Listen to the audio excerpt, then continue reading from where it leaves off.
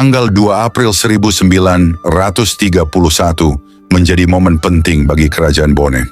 Pada hari itu, Lama Panyuki resmi dinobatkan sebagai Raja Bone ke-32 dalam sebuah upacara agung di Watampone. Prosesi penobatan berlangsung penuh wibawa, menghadirkan perpaduan antara tradisi sakral Bugis dan tata upacara resmi yang diberlakukan oleh pemerintah kolonial Hindia Belanda.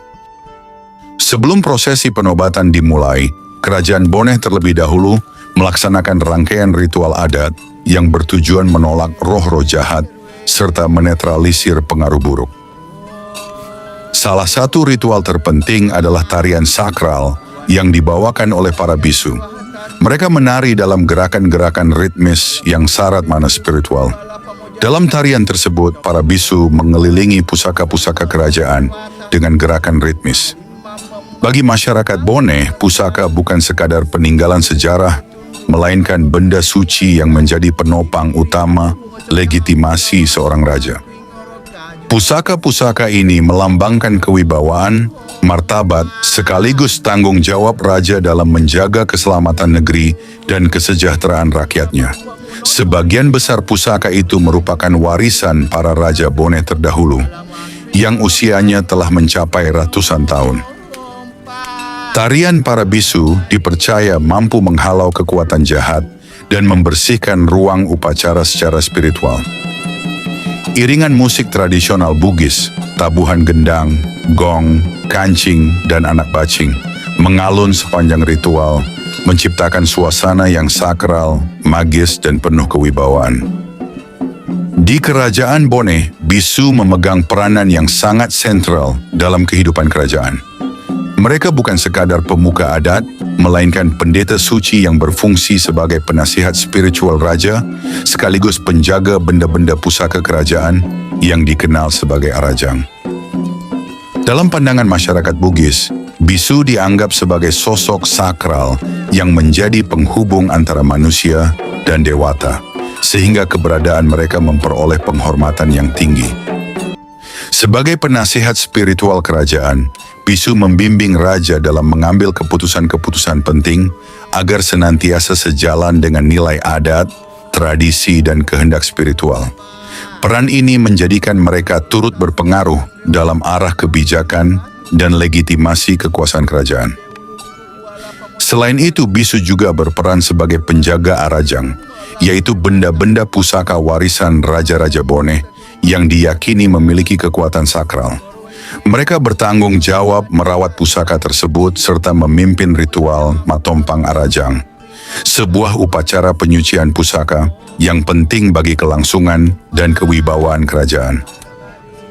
Dalam kehidupan adat, bisu tampil sebagai pemimpin berbagai ritual penting, mulai dari pelantikan raja, upacara panen, hingga ritual penyucian tanah dan laut.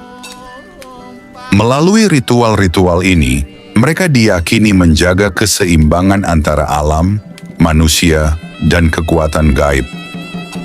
Lebih jauh lagi, bisu dipandang sebagai penghubung antara langit dan bumi, memiliki kemampuan untuk berkomunikasi dengan dunia roh dan dewata demi menjaga harmoni kehidupan masyarakat. Pada saat yang sama, mereka juga bertindak sebagai penjaga tradisi, memastikan ajaran serta kebudayaan Bugis kuno tetap lestari dari generasi ke generasi.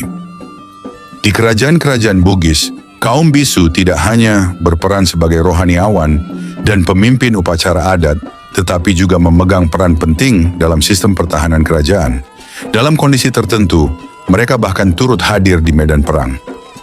Saat peperangan berlangsung, para bisu menyucikan benda-benda pusaka kerajaan, arajang, yang dipercaya memiliki kekuatan spiritual. Pusaka-pusaka ini diyakini mampu memberikan perlindungan magis, serta menumbuhkan kekuatan mental dan moral para prajurit. Kehadiran bisu di medan perang berfungsi untuk memimpin ritual, memberi motivasi, serta menjaga semangat juang pasukan agar tetap tangguh. Meskipun bisu merupakan pendeta androgini, tidak sepenuhnya laki-laki maupun perempuan, dan hidup di lingkungan istana, loyalitas mereka kepada raja berada di atas segalanya. Kesetiaan tersebut membuat mereka selalu siap sedia menghadapi keadaan darurat, termasuk ketika kerajaan berada dalam situasi perang. Kamera kemudian merekam detik-detik ketika Lama Panyuki bersama permaisurinya meninggalkan kediaman. Keduanya diusung dalam tanduk kebesaran, diiringi arak-arakan resmi kerajaan yang khidmat dan megah. Dalam prosesi tersebut, para bisu turut berjalan sambil mengibaskan panji-panji yang dipercaya berfungsi mengusir roh-roh jahat. Para pengiring raja mengenakan pakaian adat lengkap, menambah kesan sakral dan agung pada peristiwa itu.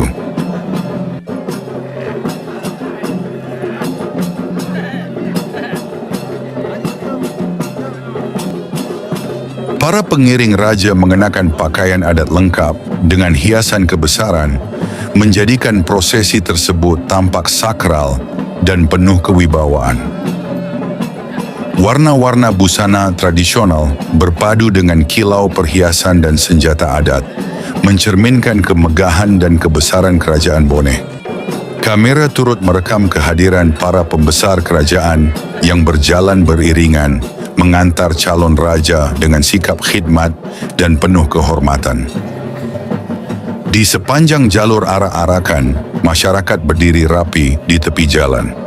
Wajah-wajah mereka memancarkan rasa harap, bangga dan takzim saat menyaksikan momen bersejarah itu. Tidak terdengar hiruk-pikuk, yang terasa justru suasana tertib dan penuh penghormatan. Dalam keheningan yang syarat makna tersebut, calon pemimpin baru mereka disambut bukan sekadar sebagai raja, tetapi sebagai simbol kesinambungan adat, kekuasaan, dan harapan masa depan kerajaan Boneh.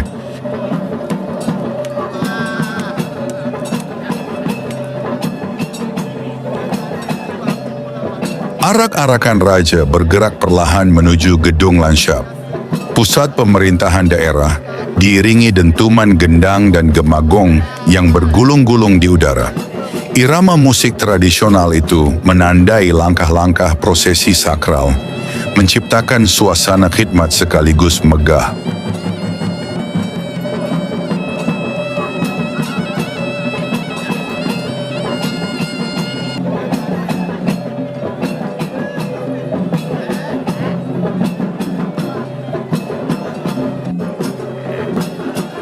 Tak lama berselang, rombongan pun tiba di tempat tujuan, disambut oleh kerumunan yang telah menanti sejak lama. Di alun-alun, payung kebesaran berwarna emas dibawa ke hadapan khalayak sebagai lambang kekuasaan dan legitimasi sang raja. Lama Panyuki bersama permaisurinya kemudian diusung menuju pavilion pelantikan, berada di bawah naungan payung kebesaran berwarna perak yang berkilau diterpa cahaya. Di sekeliling arena, tampak antusiasme penonton yang memadati upacara, baik dari kalangan Eropa maupun penduduk pribumi, menyatu dalam rasa ingin tahu dan kekaguman terhadap peristiwa bersejarah yang tengah berlangsung. Upacara penobatan Raja Boneh berlangsung dalam suasana yang megah dan penuh kehormatan. Hadir dalam peristiwa sakral ini Gubernur Celebes beserta para pembesar pemerintahan Belanda, duduk berdampingan dengan tokoh-tokoh penting kerajaan Boneh, keluarga inti raja, serta para bangsawan yang datang dari berbagai wilayah di Sulawesi Selatan. Perpaduan busana resmi Eropa dan pakaian adat kerajaan menciptakan pemandangan yang kontras namun anggun, mencerminkan pertemuan dua dunia dalam satu panggung sejarah. Ketika Gubernur Celebes memasuki pavilion pelantikan, suasana seketika menjadi hening dan tertib. Semua mata tertuju ke arah pavilion, menandai dimulainya inti upacara. Tak lama kemudian, raja dan permaisurinya tiba menyusul. Keduanya melangkah dengan khidmat, diiringi tatapan penuh hormat dari para hadirin. Denting alat musik upacara mengiringi kehadiran mereka, menghadirkan nuansa sakral yang menegaskan bahwa momen ini bukan sekadar seremoni politik, melainkan peristiwa penting dalam perjalanan sejarah kerajaan Boneh. Prosesi diawali dengan pembacaan naskah pengangkatan oleh Gubernur Celebes yang secara resmi meneguhkan Lama Panyuki sebagai Raja Boneh di hadapan rakyat. Sebagai tanda lahiriah bahwa sang raja menerima kekuasaan dari wakil pemerintah Hindia Belanda, gubernur memegang payung kebesaran emas. Payung milik gubernur tampak sedikit lebih tinggi dibandingkan payung raja, sebuah simbol supremasi kekuasaan kolonial pada masa itu. Setelah gubernur meninggalkan pavilion, prosesi pelantikan menurut adat Bugis pun dilangsungkan. Raja mengikat perjanjian dengan rakyatnya, yang diwakili oleh pejabat kerajaan bernama Tomari Laleng. Dalam bahasa Bugis, Tomari Laleng berarti orang dalam, yakni sosok yang berada di lingkaran inti kerajaan. Jabatan ini merujuk pada pejabat yang memiliki kedekatan khusus dengan raja, bertugas mengawasi tata istana, mengatur protokoler, serta menyampaikan titah raja kepada para penguasa daerah atau arung palili.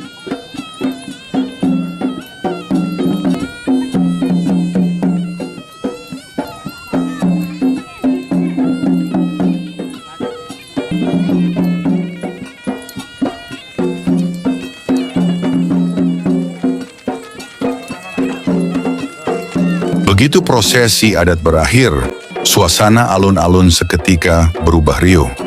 Rakyat yang sejak tadi menahan diri bergegas maju, saling berdesakan mendekati jalur yang baru saja dilalui sang raja. Kain-kain hiasan dan alas pijakan yang sebelumnya terhampar rapi segera dirobek menjadi potongan-potongan kecil. Dengan wajah penuh harap, potongan kain itu digenggam erat, diyakini menyimpan daya magis dan keberkahan dari kehadiran raja. Antusiasme itu bahkan meluas hingga ke tanah tempat raja berdiri. Dalam hitungan saat, ribuan tangan menggali permukaannya, menciduk tanah dengan apapun yang tersedia. Tanah tersebut dibawa pulang sebagai jimat, simbol harapan akan keselamatan dan kemakmuran. Pemandangan ini mencerminkan betapa mendalamnya penghormatan, kepercayaan, dan ikatan spiritual rakyat terhadap sosok raja, bukan sekadar sebagai pemimpin, tetapi sebagai pusat kekuatan dan keberkahan bagi kehidupan mereka. Pandangan masyarakat Bugis terhadap jimat, dikenal sebagai paliser atau benda bertuah, merupakan hasil perpaduan antara kepercayaan adat dan nilai-nilai Islam yang telah mengakar kuat. Jimat tidak semata dipahami sebagai benda mistis, melainkan memiliki makna kultural, psikologis, dan spiritual. Dalam praktiknya, paliser dipercaya berfungsi sebagai sarana perlindungan, keselamatan, dan penguat kepercayaan diri, baik dalam kehidupan sehari-hari, berdagang, maupun menghadapi situasi tertentu. Penggunaan jimat ini umumnya mengalami akulturasi dengan ajaran Islam, misalnya melalui ayat-ayat suci atau doa yang diyakini tidak bertentangan dengan keyakinan agama. Pemandangan langka ini menjadi suguhan menarik bagi warga Belanda, beserta keluarga mereka yang sejak pagi telah duduk di baruga para tamu. Dari balik pakaian resmi dan topi lebar, mereka menyaksikan dengan rasa taksim bercampur keheranan bagaimana kepercayaan tradisional rakyat menjelma dalam luapan emosi kolektif. Bagi sebagian orang Eropa, peristiwa tersebut tampak eksotis dan sulit dipahami. Namun bagi rakyat Bone, itulah wujud keyakinan turun-temurun yang hidup dan nyata. Di baruga itu, dua dunia seakan saling berhadapan, tradisi lokal yang syarat makna spiritual, dan pandangan modern kolonial yang memandangnya sebagai tontonan budaya. Namun justru dalam pertemuan itulah, upacara penobatan Raja Bone tampil sebagai peristiwa yang utuh. Bukan hanya seremoni kekuasaan, melainkan cermin hubungan mendalam antara raja, rakyat, dan keyakinan yang telah berakar kuat selama berabad-abad. Pada keesokan harinya, rangkaian acara berlanjut dalam suasana yang jauh lebih semarak. Sejak pagi, warga berdatangan dengan penuh antusias, memadati area acara untuk menyaksikan jalannya perhelatan. Puncaknya adalah sebuah jamuan pesta besar yang digelar di Baruga, bangunan adat yang menjadi pusat kegiatan. Sekitar 2.000 tamu dan undangan dari berbagai kalangan hadir memenuhi Baruga. Mereka duduk berdampingan, para bangsawan, tokoh adat, masyarakat umum, hingga warga Belanda, menciptakan suasana ramai namun tertib. Hidangan tersaji melimpah di hadapan para tamu, sementara percakapan berlangsung hangat di berbagai sudut Baruga. Tawa, sapaan, dan dialog lintas budaya terdengar silih berganti, menghadirkan nuansa kebersamaan yang jarang dijumpai. Bagi warga Eropa, suasana seperti ini merupakan pengalaman yang amat langka. Sebuah perjamuan adat berskala besar yang memperlihatkan keteraturan, keramahan, serta kemegahan tradisi lokal. Momen tersebut bukan sekadar jamuan, melainkan penanda pentingnya peristiwa yang tengah dirayakan, sekaligus gambaran harmoninya pertemuan dua dunia dalam satu perayaan sakral. Kemegahan jamuan tersebut bukanlah sesuatu yang hadir tanpa dasar. Pada masa itu, Kerajaan Boneh merupakan wilayah yang sangat potensial dan menguntungkan, serta mampu menghasilkan surplus bagi perekonomian. Mayoritas penduduknya menggantungkan hidup pada sektor pertanian. Meski sebagian besar lahan dikelola dengan sistem tada hujan, Boneh justru dikenal sebagai salah satu daerah surplus beras di Sulawesi. Ketersediaan pangan yang melimpah inilah yang memungkinkan terselenggaranya jamuan besar dengan hidangan berlimpah, sekaligus mencerminkan kekuatan ekonomi dan ketahanan sosial Kerajaan Boneh pada masa tersebut.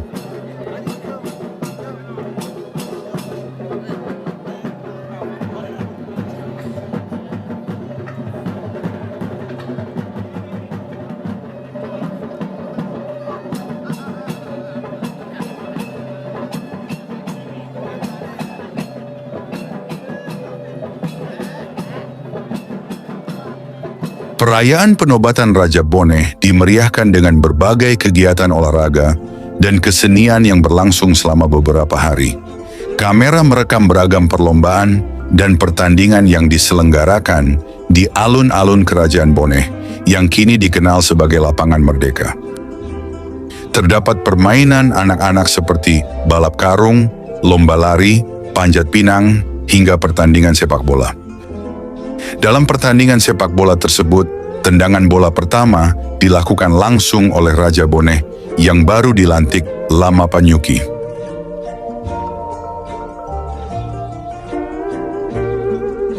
Sorak-sorai penonton menggema dari sekeliling lapangan, berpadu dengan tawa dan tepuk tangan yang tak henti-hentinya terdengar. Setiap sudut arena dipenuhi oleh warga dari berbagai lapisan masyarakat, orang tua, pemuda, hingga anak-anak, yang berjejal di pinggir lapangan dengan wajah antusias. Mereka berseru memberi semangat kepada para peserta, saling berbagi kegembiraan, dan larut dalam suasana perayaan. Pemandangan ini menghadirkan potret kebersamaan yang hangat, memperlihatkan eratnya ikatan sosial serta semangat gotong royong yang hidup dalam kehidupan masyarakat Boneh pada masa itu. Meskipun pada masa tersebut Kerajaan Boneh berada di bawah penguasaan kolonial Belanda, berbagai perayaan yang bersifat tradisional tetap dilaksanakan dan bahkan memperoleh dukungan dari pihak kolonial. Dukungan ini diberikan karena tradisi dan upacara adat dipandang sebagai sarana untuk menjaga stabilitas sosial serta memperkuat legitimasi kekuasaan lokal. Dalam pelaksanaannya, perayaan-perayaan tersebut melibatkan partisipasi luas masyarakat setempat, sehingga tradisi leluhur tetap hidup dan berfungsi sebagai perekat identitas budaya di tengah situasi penjajahan.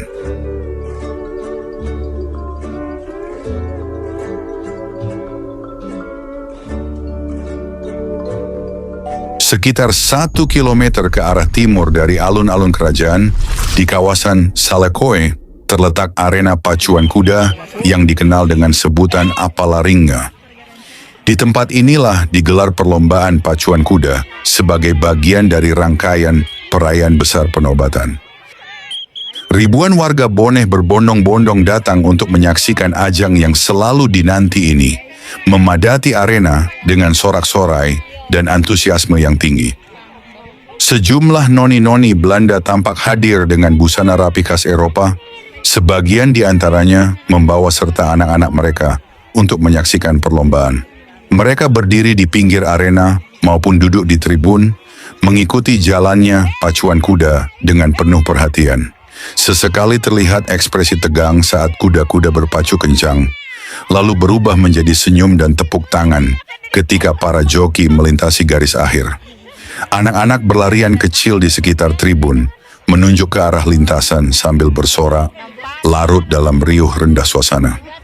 Kehadiran mereka berpadu dengan hiruk-pikuk penonton lokal, suara derap kaki kuda, teriakan penyemangat, dan debu yang beterbangan di lintasan menciptakan atmosfer pacuan kuda yang semarak. Pemandangan ini memperlihatkan percampuran budaya dan ruang sosial yang unik, di mana masyarakat Boneh dan komunitas Eropa berbagi satu peristiwa hiburan yang sama. Sebuah momen langka yang jarang terekam dalam dokumentasi kolonial pada masa itu. Pacuan kuda ini bukan sekadar hiburan, melainkan berakar kuat dalam tradisi kerajaan Boneh.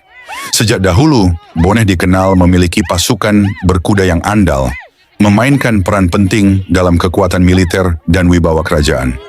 Keterampilan menunggang kuda, kecepatan, serta ketangguhan para penunggangnya telah menjadi bagian dari identitas bangsawan dan prajurit Boneh. Di tribun kehormatan, Raja Boneh Andi Mapanyuki terlihat duduk bersama para pembesar pemerintah kolonial Belanda beserta keluarga mereka. Kamera menangkap momen ketika seorang pejabat Belanda berjongkok di hadapan Raja Boneh, terlibat dalam percakapan singkat yang syarat makna simbolis. Kamera juga sempat merekam momen santai ketika para pejabat Belanda saling mengajak rekan-rekannya untuk berdansa, menciptakan suasana perayaan yang akrab dan penuh simbol. Adegan ini sekaligus menjadi penutup rangkaian perayaan penobatan, menandai akhir dari sebuah dokumentasi kolonial yang penting, yang merekam pertemuan kekuasaan, budaya, dan kehidupan sosial di Boneh pada masa itu.